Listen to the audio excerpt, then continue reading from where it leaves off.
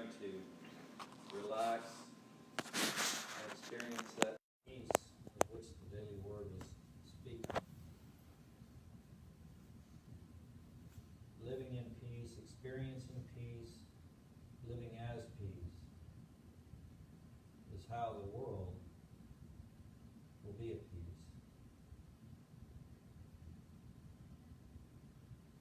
Peace begins with me,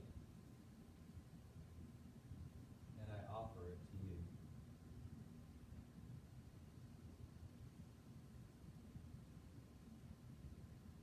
We cannot be at one with each other until we are at peace with ourselves.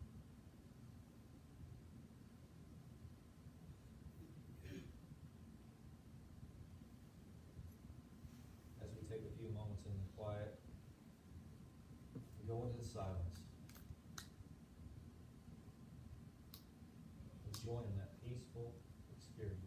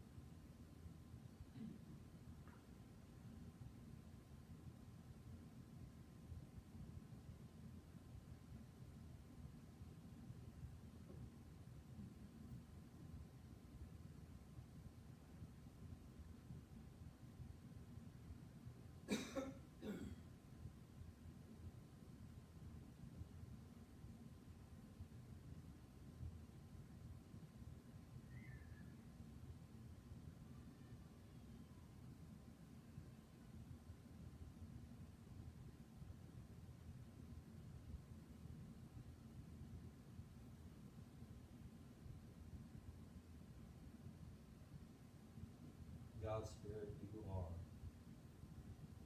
and I am.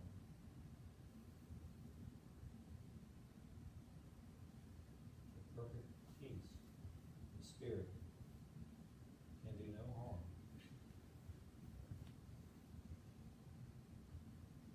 The more I allow God to be God, the more I am expressing the I am.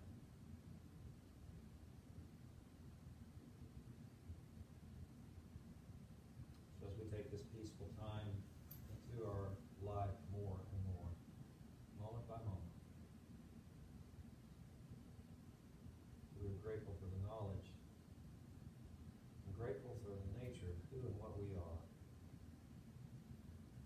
And so it is.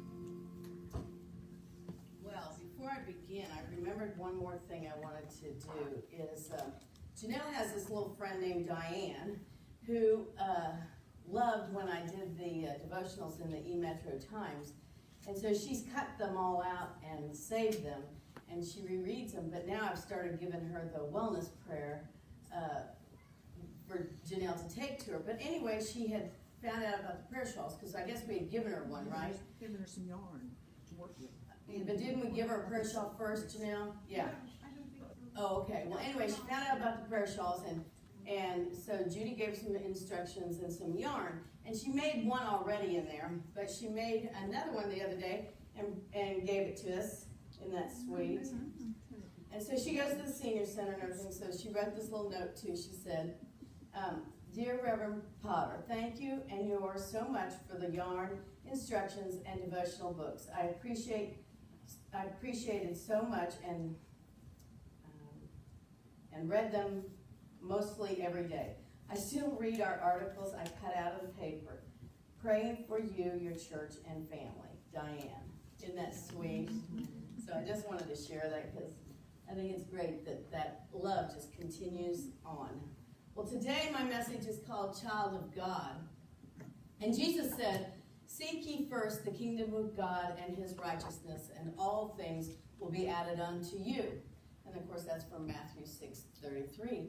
And today we're going to explore this Bible passage, and we're going to find out how it relates to us being a child of God and what components can help us get to that state of beingness. So if you believe in the oneness of God, everybody believe in the oneness of God? Yeah? It's easier to understand the term, I am a child of God.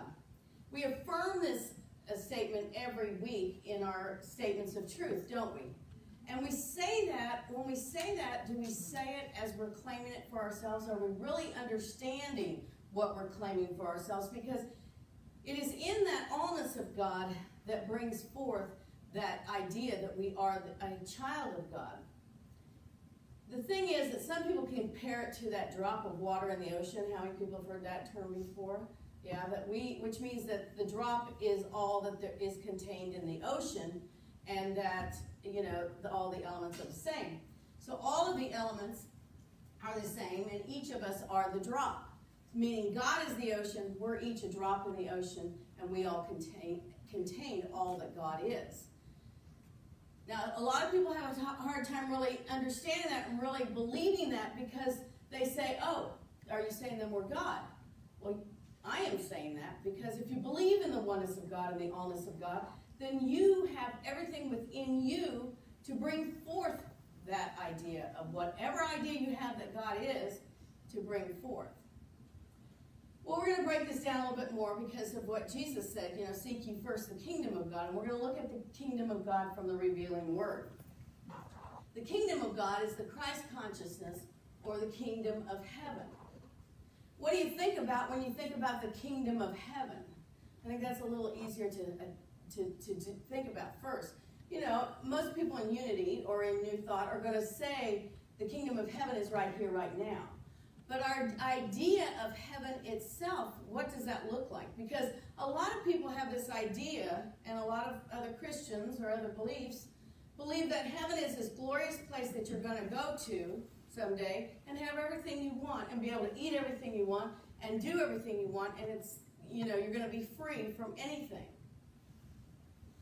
But where do we claim heaven to be? Right here on this earth. So why aren't we claiming that for ourselves? Why aren't we seeing that in the oneness of God, and also in the idea that we are heaven here on earth, why aren't we seeing that we can have everything that we ever dreamed of in heaven itself, or anything that we imagine God is, that we can be in that same state of mind, that same place, and that's what makes us a child of God. And it's kind of a hard thing to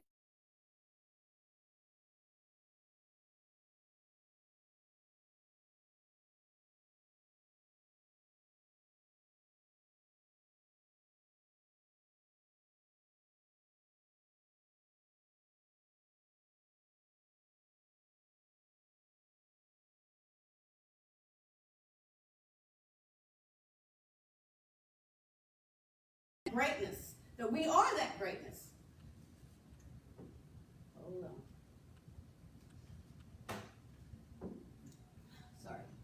It is the orderly orderly, lawful adjustments of God's kingdom in man's mind, body, and affairs. And all that's from the revealing word.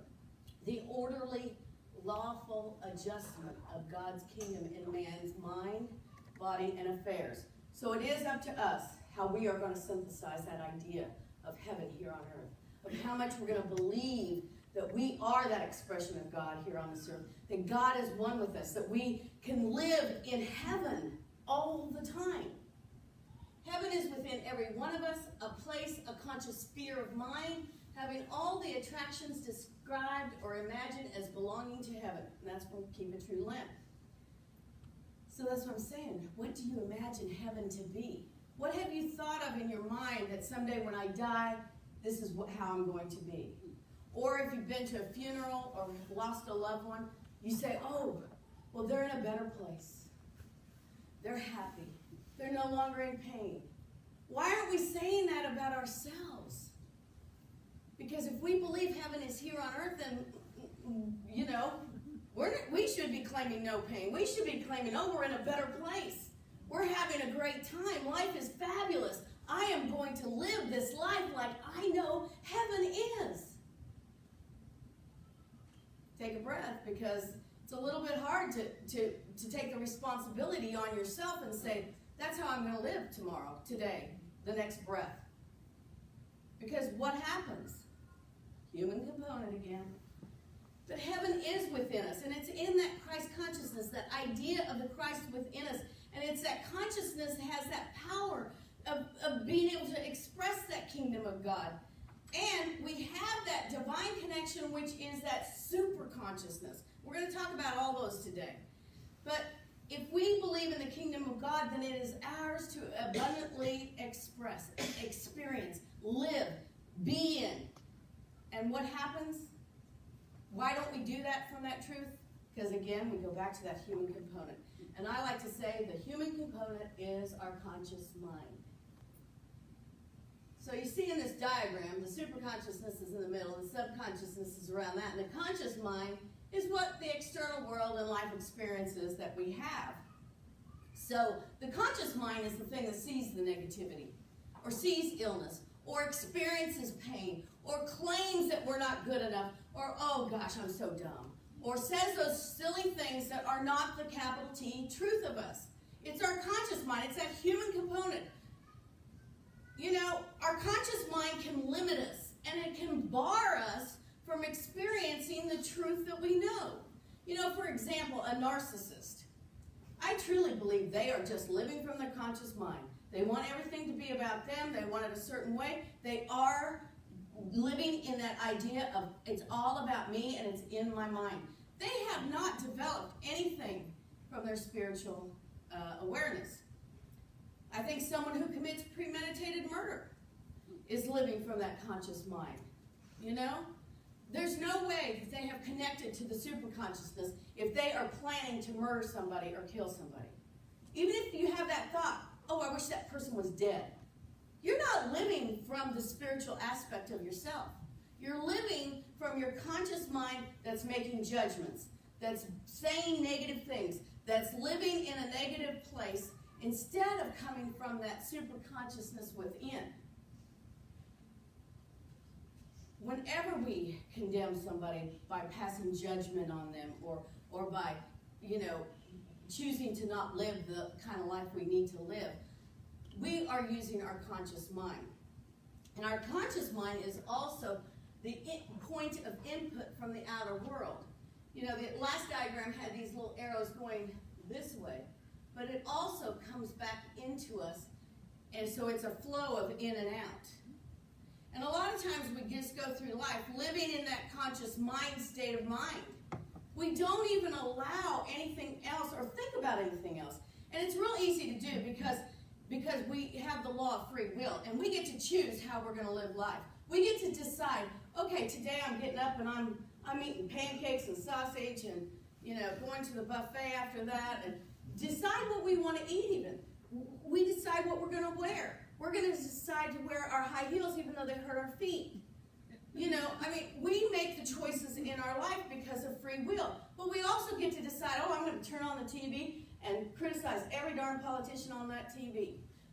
decide if we're going to, whatever it is that we're going to say to somebody else. You go into the store and somebody's having a bad day and you say, oh, what an idiot. Those are our living from our conscious mind. We have not tapped into any other aspect of our conscious mind. Now, sometimes some of the reactions and stuff that we have about these things really is fed from the subconscious mind. You'll see this little arrow going up like this. So some of the stuff that we might be saying that's negative or judgmental could come from our subconsciousness. Well, our subconsciousness is our memory bank. It holds all the memories that we have ever had. It holds everything. So whatever we have experienced in life, if we've labeled it bad, it's in that file as bad. If we've labeled it good, then that memory is good. And if God is all good, then why have we labeled anything bad in our subconscious mind? The thing is that things do happen. In the human condition, things happen. But how do we view them? How do we look at them? And I've said this before. Almost everything that has ever happened to you, you can say, oh, I'm glad it happened because it brought me to a different place. Most everything. And if you're not feeling that way about that particular thing and you're hanging on to it, then that is something to review and to process and to take deeper into your super consciousness, which we haven't gotten to yet. But whatever we deeply feel strong about, whatever our feelings are, whatever kind of judgments we're making, whatever kind of comments we're making, comes from our subconscious mind. The movie, was it Oh God or whatever, where, the file drawer comes out? What movie was that?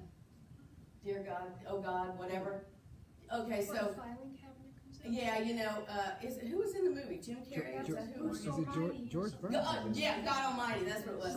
And he goes over, he's in that room upstairs talking to God, Bruce Almighty, this big room. And he goes over and he opens up, because God says, there's your life in there. And he opens up a file drawer, and the file drawer just keeps going, and pretty soon it just shoots him across the room, and all this stuff is in the file drawer, And the room goes on and on with him on the other side of the file drawer, pushing him like this. That's our life. And how are we gonna file all that information? If we hold on to it in a negative content, then that is what we're going to be living, isn't it? Because our subconscious mind is feeding out stuff to our conscious mind. So everything that we have to process. The good, the bad, the ugly, I say. Process it and decide where the good is in it. Find the good. And choose to release the things that aren't serving us. If we've been traumatized, our subconscious mind still might be holding on to it. There could be a part of it that's still holding on to. And it could be deep in our thoughts, because what happens sometimes is, instead of dealing with it, instead of talking to it, and instead of letting it process through ourselves and releasing it, we hold on to it and bury it down deeper and deeper and deeper. And we might even forget that something never happened. A lot of people that have had trauma when they were children said, I didn't even remember that happening until I started processing it. And it changes everything when you start doing that.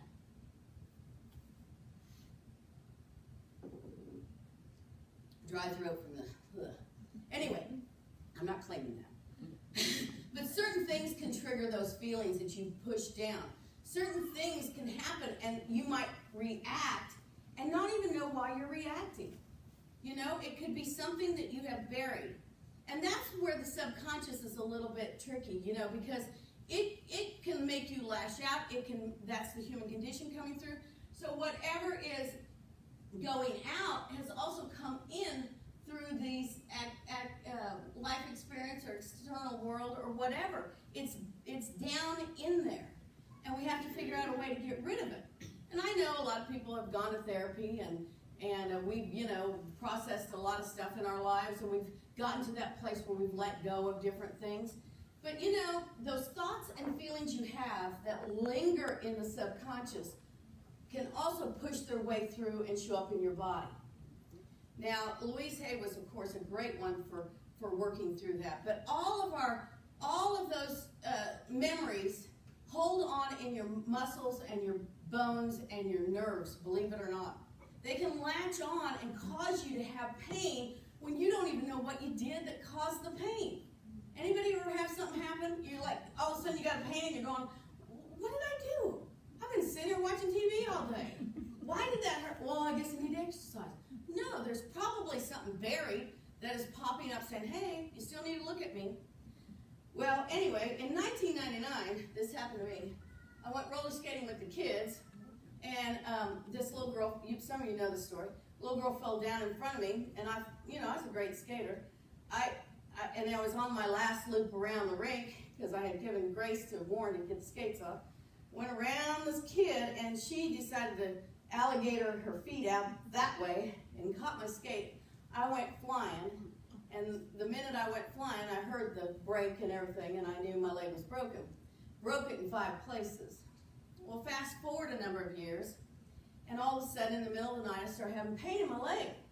And I'm thinking, man, it felt like it did when I broke it, and I kind of felt like I was still on painkillers, and I had to get special painkillers because I'm not good with painkillers because they make me hallucinate, and make me go all kind of anxiety things. So I had this painkiller that really wasn't that bad, but anyway, I woke up in the night several nights in a row with that feeling again, and I thought, my leg's all healed. Why is that hurting me? Anyway, I went to my massage therapist, and I said, I don't know why my leg's bugging me. And you know what we do? We say, oh, it's the weather, don't we? When we've had a broken bone or something, or we're injured something, we say, it starts hurting. Must be the weather causing it to do this. Well, I go to her, and she does cranial sacral work, and so we reverse the process. She said, she was holding energy over my leg and everything. She said, just go back in time and use the power of imagination. Now, she wasn't even a Unity person, but I told her she really was. But anyway, she said, use the power of imagination and see yourself undoing what you did. So I did. I used the power of imagination, saw myself like flipping back up into the air, and because I really did do a flip and landed on my hip. But I reversed myself back up, and I saw myself skating around that girl and just saw myself skating back around the rink and getting off without a broken leg.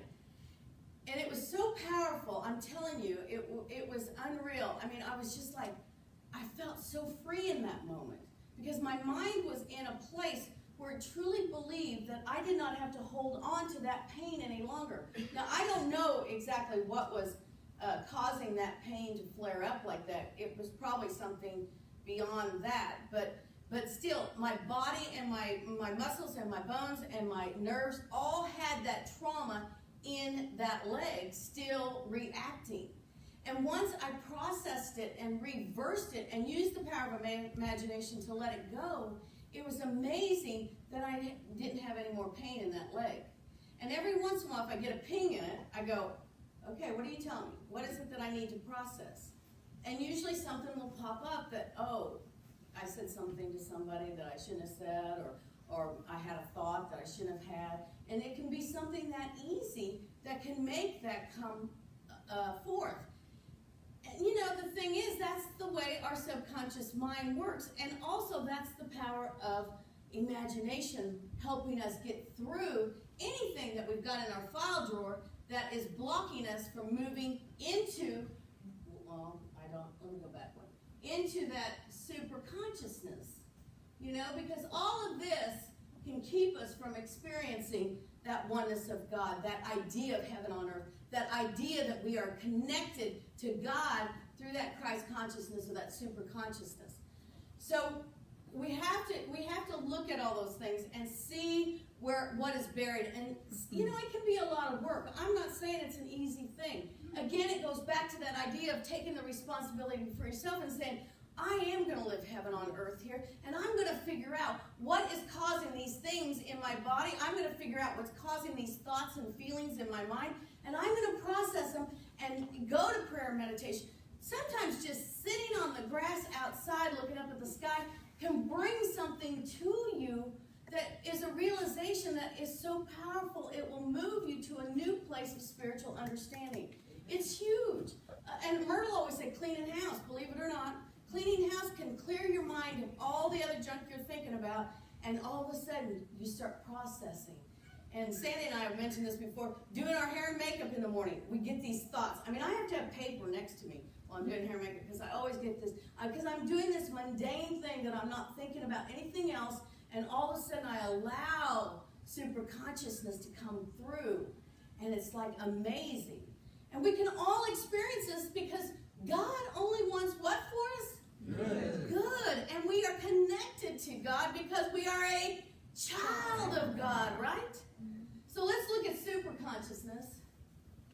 Here it is. The super conscious mind, the Christ consciousness or spiritual consciousness, is a state that is based on true ideas upon an understanding and realization of spiritual truth. That's where the divine ideas come from, right? That's where every little thought can be that golden idea or golden thought that just clears your body, clears your mind, allows you to experience that heaven on earth. It is man's only sure guide through the maze of the creative process. The creative process is actually everything that we do. There are steps that we go through, believe it or not. And we get to the point as an adult that we don't even think about the creative process. But it always starts with what? A divine idea. By trusting to the infallibility of this guide, man opens himself to the inspiration of the Almighty. That's what I'm saying. Sometimes just laying out on the grass and letting that inspiration come through you changes everything. This phase of mind is built in accordance with the Christ ideal or an absolute relationship with God, the oneness of God coming through, and it is the perfect mind. And who has the perfect mind? We do. We do, that's right. We say God, but we do too. Aren't we one with God? Yes. So we have the perfect mind. And if we can really, if we erase all the crud that anybody ever told you as a kid, that you weren't good enough, that you weren't smart enough, oh, you got an F on your test, it made you feel less than, whatever, erase all that garbage. Because you are the perfect mind. You are an expression of God. And if we could live like that, oh my gosh. Can you imagine? Can you imagine? Whew. And I got a slide up here to talk about that. Can you imagine thinking God thoughts first, then synthesizing them through our subconscious, our directory of life, and then experiencing them in our conscious mind or everyday living? If we lived from the idea of these arrows, instead of letting that come in and that come in and block us from the center, if we woke up, and if is not even what we should even be thinking about, because it's when, and when can we do it? Right here, right now. We can turn our thoughts around. Don't let all that stuff, that garbage trying to come in, don't let it affect you. Stop and come from that super consciousness, that oneness of God, the idea of heaven here on earth. That should put a smile on your face. Yes. Heaven here on earth. Oh my gosh, that's where I want to live from. And let that go through your conscious mind. And through your subconscious first. You got to filter it through that. And anything that pops up, just lay it out here on the table and say, oh, I didn't see that F that I had when I was in grade school on a writing assignment affected me as an adult. Whatever it is. And then burn it. Get rid of it. But then keep letting that super consciousness go through to the conscious mind. If we did this, I'm telling you, you would not see any ugliness anymore. You would not see any judgment. You would not be seeing anything negative because you would be living that heaven on earth all the time. I want that. I'm striving for that.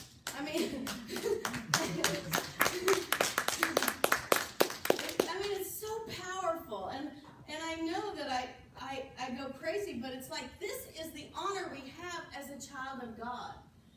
This is the degree of the Christ in you to your conscious mind and its visible body. It is the exercise of the authority given to every child of God. We have the authority to live that. So maybe you find it difficult to take on that responsibility or to process all that stuff, but tell yourself, I have the authority as a child of God to look at all this and let it go and push it out from that idea of super consciousness, just washing it away. That's huge. Decree a thing and it shall be established. unto thee, and light will shine on your ways. Job, I'm telling you, it will. You will be shining. Hallelujah. Keep going, Dr. Barbara. I love it. Let that light shine. We are the beacon of light. We are the light that shines because we know this.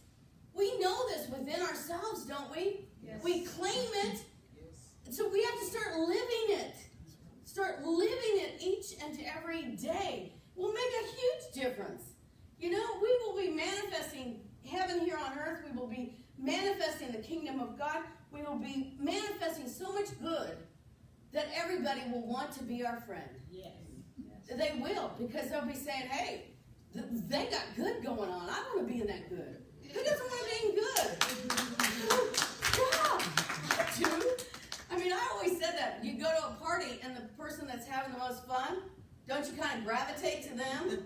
You're not going to go to the person sitting in the corner. No. It's the same thing. We want to be sharing that with each other. Oh my gosh. We want to become the light of the world. Yes, we do. Oh, yes. Oh, and we have been commissioned as children of God to be that beacon of light, to be that truth, to move through our experiences from the super consciousness, not the consciousness. And once we start doing that, you know, it's going to be amazing. And all you have to think about this, if you're starting to try to hold on to some of that garbage that's in your file drawer, you know, the IRS lets you burn your taxes and get rid of all your paperwork after 7 years. If you've been holding anything longer than 7 years, pull it out of the file drawer and get rid of it. Then go and look at 7 months and see if you've held on to something for 7 months. And if you've held on to something for 7 months, throw it away. And if you go to 7 days and get rid of that too, because you don't need to hold on to anything negative, anything judgmental, anything that's not serving your highest good. Because heaven on earth is good, and we want to experience that good.